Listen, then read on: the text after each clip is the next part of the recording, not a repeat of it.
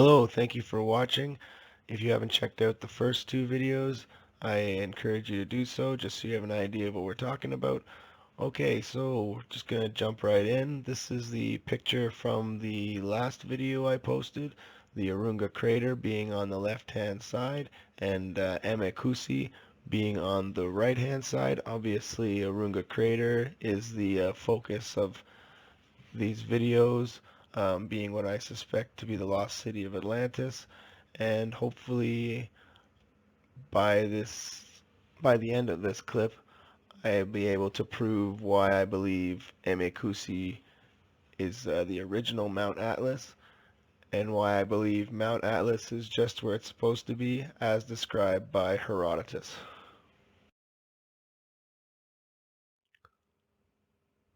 So the Atlas mountain range in Morocco, this is what you think when you think Atlas Mountains. I'm not sure how it got from being Mount Atlas to Mountains of Atlas or Atlas Mountains, but someone decided this was a good idea.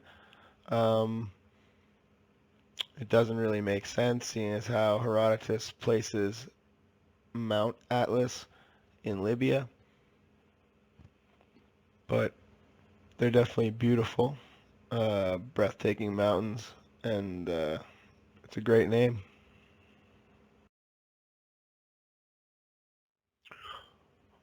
Mount Atlas, how did it get its name? Who is Atlas?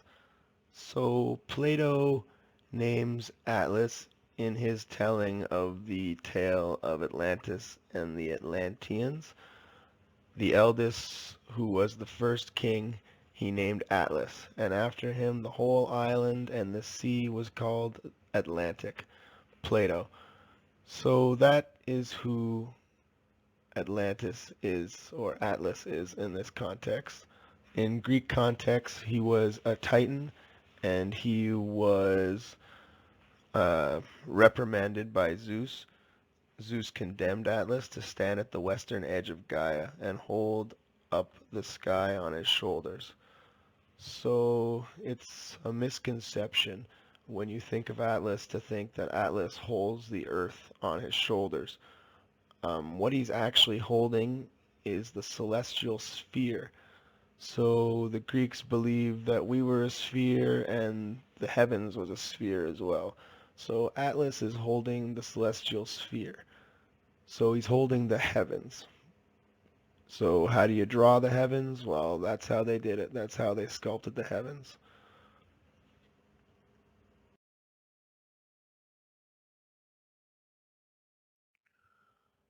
So one of the first things that led me to this theory was a book that I found called the In Search of the Tassili Frescoes by Henry Lahote.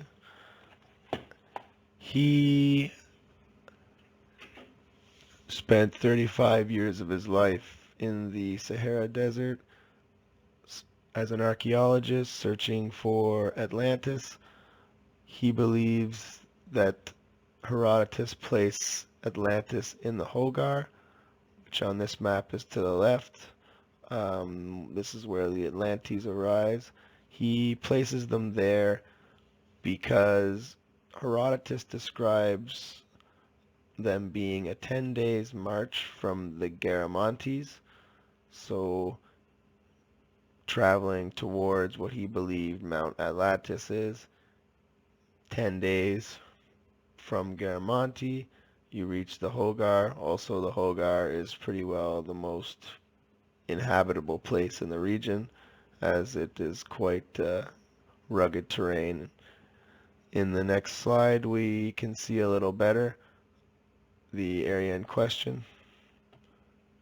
These maps are both found in that book.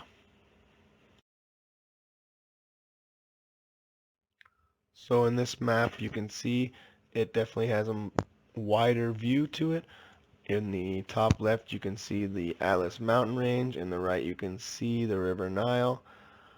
So from the Garamantes, it is another 10 days journey to the Atlantes, as Herodotus places it. He doesn't give too much information other than that.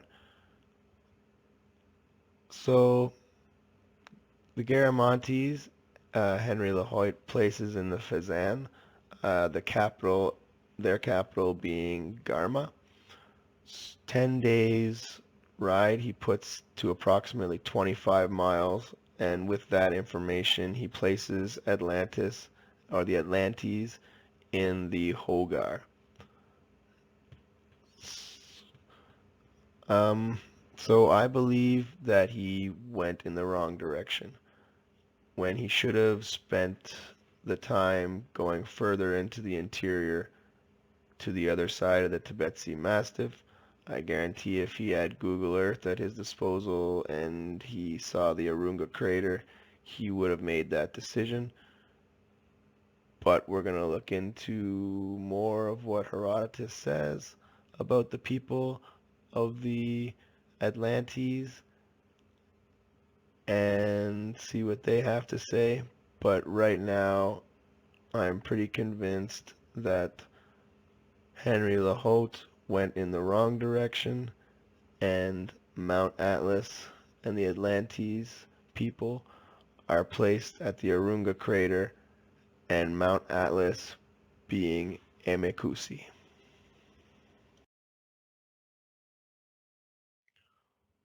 Okay, so once we place Mount Atlas and the Atlantean people at the Emekusi and the Arunga crater, we can look further to see what Herodotus says about this area.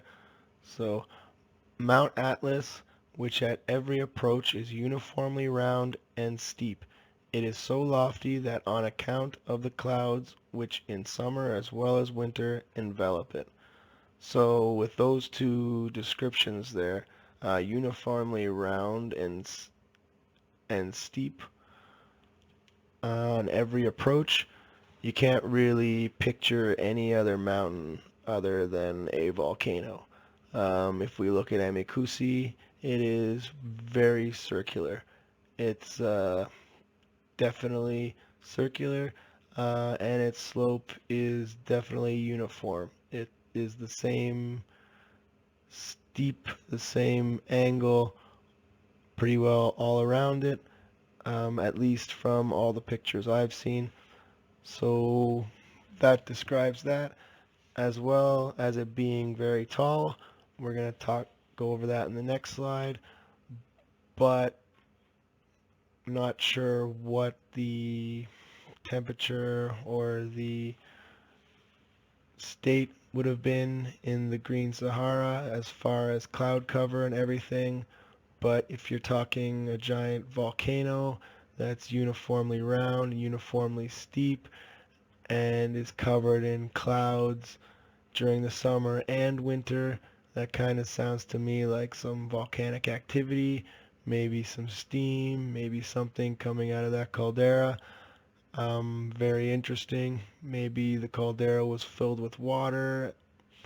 Maybe there was hot springs around, but clouds can definitely be formed different ways, and the ancient people living there, I'm not sure would know the difference.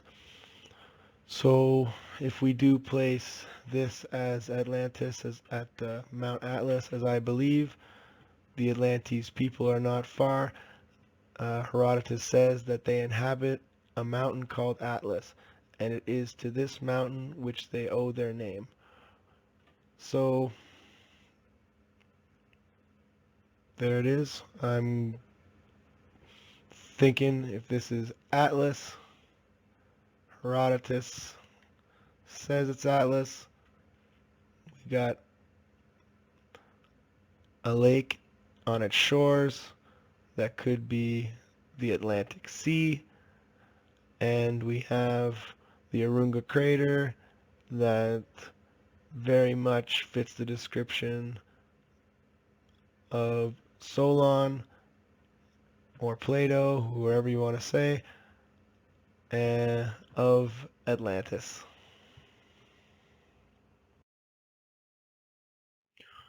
Okay, so as for being lofty, we all know how that goes with volcanoes. This is before and after of Mount St. Helens, after she blew her top. you can clearly see that it ain't so lofty anymore. Things can happen. Um, we all know what happened to the fabled Atlantis somewhat. It was destroyed somehow. Plato doesn't exactly say, but there's lots of speculation. It being on the shores of a huge lake drying up could have easily been one of them. You know, a huge volcano erupting right beside it, their beloved Mount Atlas turning on them. That would be quite the upset. Maybe even force them to rethink their gods. But yeah, so not so tall anymore. So talking about the loftiness of it, things change, especially over tens of thousands of years.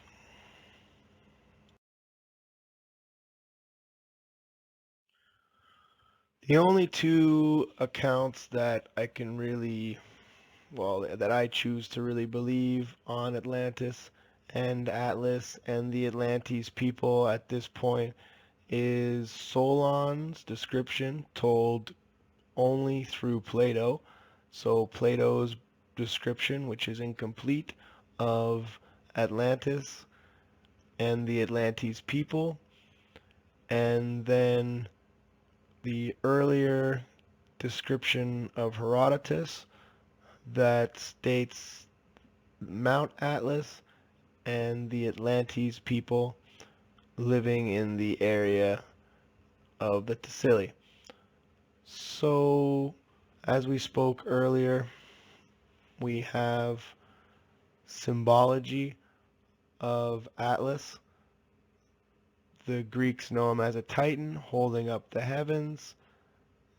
The people who lived at Mount Atlas, who took their name, the Atlantes, who lived potentially on the shores of the Atlantic. Um, it was called by the inhabitants a pillar of heaven. And from this mountain, as I said, the people take their names, the Atlantes.